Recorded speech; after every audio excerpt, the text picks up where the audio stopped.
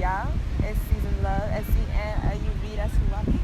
And I'm coming to you here with the next episode of the Money Healing Monologues. Over here at the Money Healing Monologues, I like to open up a space to speak about the development of Black wealth and excellence. Tune into my social media pages for my daily money healing advice. Go to seasonlove.org to find resources for business owners and creatives. My Sundays with Me post that I post every single Sunday, the self-love blogs, and hopefully my perspectives can help you shift yours. And I also have healing services available up there as well for you to go. Let's get straight into this episode. This episode we are speaking about entrepreneurship and complacency. How I am now structuring these episodes is in who, what, where, when, why, and how formats. We're gonna go down the line, really break this down for us to comprehend in the most effective way possible. Who are we speaking about? The Black community, obviously, just minorities in general, and our perspectives, our career mindsets on the way that we think about making money, our financial mindsets. I feel like they're very limited. We've been taught to be very complacent in the things that we think that we know, the things that we've been taught. Black community is in an energy of complacency right now because of the lack of freedom I feel like we give our minds. I think that we are taught, of course, to go to school so that we can go to college, so we can get a good job and kind of focus in on one skill set. That's kind of what this system was for. It's of course made to make us complacent, you know what I'm saying? Obviously. And if you didn't know, well, you're welcome. It's so important to start speaking about entrepreneurship and being multifaceted, and of course duality. Obviously there's some people that are okay with, doing their one thing for the rest of their lives. You know what I'm saying? There's some people that found what they love to do and they're doing that, and they're doing that for the rest of their lives. I'm not talking to y'all right now though. I'm speaking to the group of people or individuals in the Black minority community that choose to do things that they don't really love to do in order to fulfill somebody else's needs, to fulfill their egotistical needs of trying to fulfill society's stereotypes and the things that society perpetuates as important. It's important to open up a conversation about what entrepreneurship is and exactly what being multifaceted is, and having different things that you do, different skills that you have in order to be an asset to not only yourself but your community. Because at the end of the day, I feel like it's important that, we all individuals and shit like that. We can be an individual if we want to, you know what I'm saying? Everybody got their own shit going on, you know what I'm saying? But we all have to coexist on this planet. And there's no other way that we can get around that. We all affect each other whether we like it or not. So even your little bitty job, you're working for someone and you're working literally for someone, being the consumer that you're feeding. You know what I'm saying?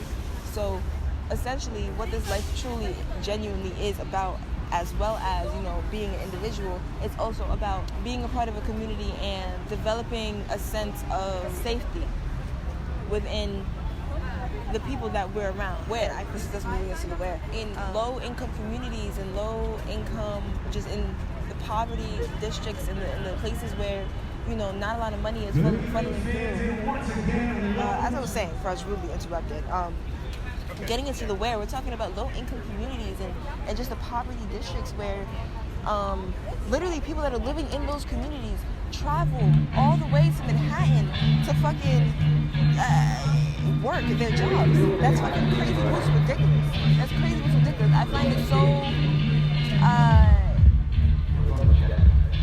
I think I'm being heard. I hope I'm being heard. I really hope I'm being heard. I heard that I am being heard. You can move the mic a little bit closer because we're not going to let some white people silence a Black woman. Right. The low-income communities and just how we don't really invest and know our neighbors and the businesses that are in our communities. Right. Working outside of our neighborhoods. I think that it's so crazy boots how so many people don't know how to get around their city without the maps on their phone. Whether you're driving or taking the MTA, I think that it's so that's crazy. That's really crazy boots. You know what I'm saying? I feel like the lack of entrepreneurship, and I don't even want to say entrepreneurship because it's not that you have to do different shit. You know what I'm saying? But I think that it is difficult to progress when we remain complacent in one said thing. regardless if it's something that you love or not. You know what I'm saying? As a part of this community, and not saying that anybody is obligated to have to build up our community or to go the extra mile in order to make the black community grow. You know what I'm saying? That's not what anybody is asking us to do, but we're asking, I think that what's being asked of us is for us to be 100% true and authentic to our purpose and our truth. All of us are on this planet for a reason, and because of that, we have something to say. All of our souls have something to say on this earth, and in order for all of us to find it, we have to look within. We have to look within and see how we can create our own harmony in this world amongst everybody else, because we all have to coexist regardless. Allowing the system to make us feel complacent in only one thing. You don't have to do one thing all your life. The reason I have so many businesses and I'm an entrepreneur myself is because I like to wake up and follow the dopamine. Today I want to be a drug dealer. Today I want to be a healer and give you some advice. Today I want to make some music and stay in the studio. Today I want to make a film. Like, I want to record something. Like, you never know how I'm going to feel, and I decide to find pleasure in everything that I do. Not saying that this is anything that anybody has to do, but I think that it's worth opening your mind to different things and different ways that you can add to your community in order for us to find some type of togetherness. Because in order for us to feel together, we have to be one with ourselves. We have to know ourselves. We have to know what we add. We can't be here trying to connect with people when we ourselves feel worthless. So I think it just comes to the fact of just asking yourself, what can you add? What is your worth? You know what I'm saying? Like, what are the things that you add to the table? What is it? Why should people listen to you? Understand how this system has made us complacent in instant gratification. Everybody wants things now. You want your food now, fast. You know what I'm saying? You want your content now. You know, that can only hold your attention span for only like 7 seconds. Like, truthfully, everybody wants things now, stimulation now, all of these things now. However, healing our mindsets, especially our financial mindsets, it's not going to be fucking easy. It's not going to happen overnight. It takes time. There's things that need to be learned. There's things that need to be realized in order for us to truly understand these things for ourselves. Genuinely, truthfully, instantly. And now, finally, the how. I think that the best thing to even just wrap this up and really this is the most prominent thing of what's really needed right now.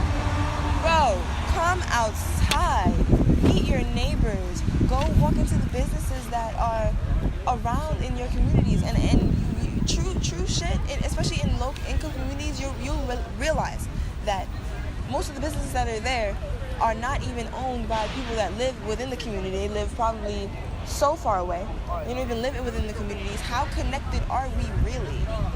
You know what I mean? How connected are we really? You know, we're the place, down to the place to where we lay our heads, our neighborhoods. You know what I'm saying? How truly connected are we? I think is the question. I think we're going to end it here. On that note, thank you guys so much for tuning in to the Money Healing Monologues. I appreciate you so very much, and I hope that you are blessed and you're feeling amazing. You have a beautiful day, because you deserve it. And I love you. And I hope to see you next week. Not really see you. I hope you hear me next week here at the Money Healing Monologues. This has been me, Season Love. And I'm going to see you guys next time. Bye.